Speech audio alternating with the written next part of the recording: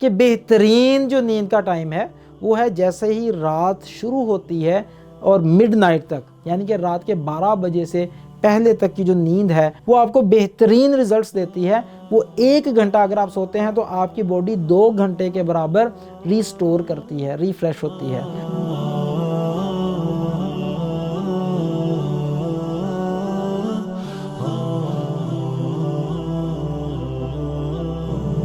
अस्सलाम वालेकुम रहमतुल्लाह। दोस्तों, मैं हूं उस्ताद मोइन अख्तर सक्सेस टीम से।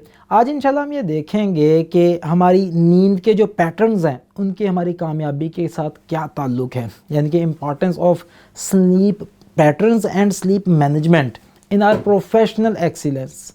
तो इसके लिए सबसे पहले तो ये समझिए कि नींद जो है एक ख़ास तरह के पैटर्न के मुताबिक चलती है, और अगर हम उस पैटर्न को तोड़ने की कोशिश करेंगे, डिस्टर्ब करेंगे, तो उससे हमारी प्रोडक्टिविटी लूज़ होगी। एंड मुमकिन है हम नींद की क्वांटिटी बढ़ा भी दें, लेकिन उसके बावजूद हमारा जिस्म जो है वो पूरी तरह से रिस्टोर ना कर पाए, रिफ्रेश ना हो सके। स्लीप मैनेजमेंट को समझने के लिए सबसे पहले तो ये समझते हैं कि आइडियल स्लीप कौन सी है। स्लीप के मुख्तलिफ फेजेस हैं। एक स्लीप वो है कि जो आपको रात को इशा के फ़ौरन बाद, यानी कि आप जैसी रात शुरू होती है उसके बाद सबसे बेस्ट वे होता है आपका सोने का।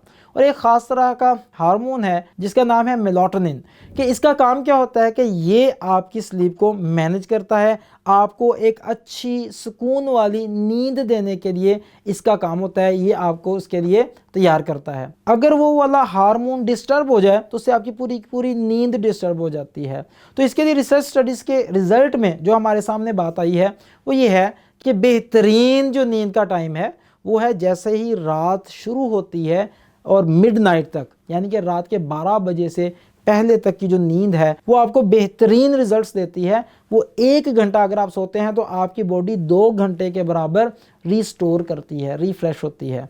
12 बजे यानी कि मिडनाइट के बाद फजर के वक़्त तक का जो टाइम है वो सिंगल स्लीप समझा जाता है, यानी कि उसमें अगर आप सोएंगे तो वो 1 घंटा सोएंगे तो आपकी बॉडी 1 घंटा ही रिस्टोर करेगी।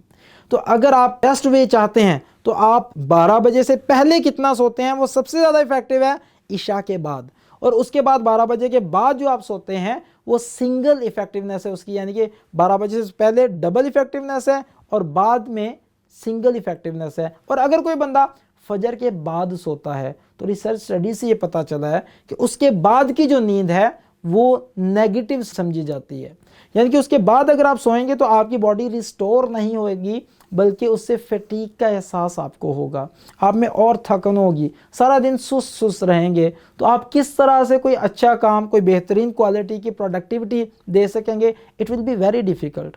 इसलिए अगर आप चाहते हैं अपने टाइम को बेहतरीन तरीके से यूज़ कर सकें और आप अपनी प्रोडक्टिविटी को बेहतरीन लेवल पर लेकर जा सकें, तो उसका बेहतरीन तरीका ये है कि आप अपने टाइम को इस तरह से शेड्यूल करें कि तमाम एक्टिविटीज़ आपकी इशा से पहले पहले कंप्लीट हो चुकी हों। उसके बाद आप फौरी तौर पर इशा के बाद, इशा की नमाज के बाद आप अपने सोने का प्लान कीजिए, और उसके बाद कोई आपकी एक्टिविटी नहीं होनी चाहिए। और उसके बाद आप सुबह जल्दी उठने की कोशिश कीजिए, फजर से पहले कोशिश करें कि उठ जाएं, तो आपको ज़बरदस्त किस्म के हेल्थ बेनिफिट्स भी मिलेंगे और आपको प्रोडक्टिविटी जो है वो भी नज़र आएगा कि उसमें कितनी तेज़ी से इजाफा हो रहा है।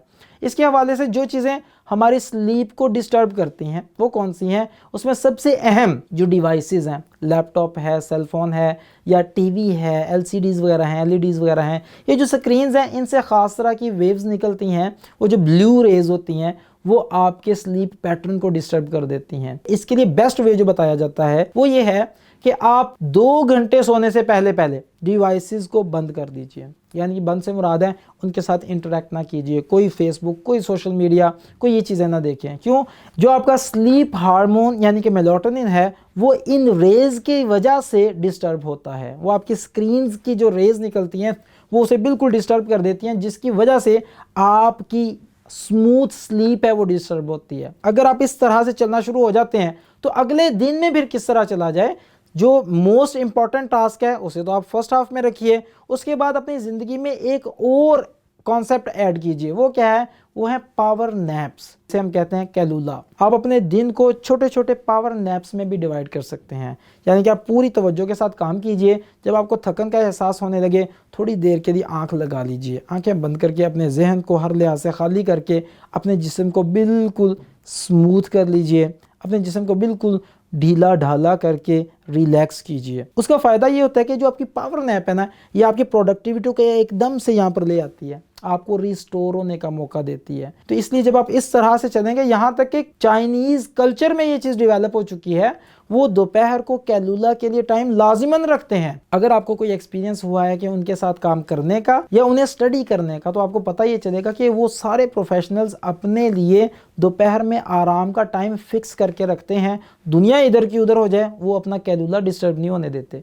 तो इसलिए आप भी पावर नैप्स लीजिए, टाइम अपना दोपहर को सोने के लिए रखिए और अपने टाइम को कोशिश करें कि सोने के लिए बिल्कुल रात के फर्स्ट हाफ में सोएं और इंशाल्लाह फजर से पहले आप उठ जाएं। आप हैरान हो जाएंगे कि आपकी प्रोडक्टिविटी जो है वो कितने गुना मल्टीप्लाई हो जाएगी।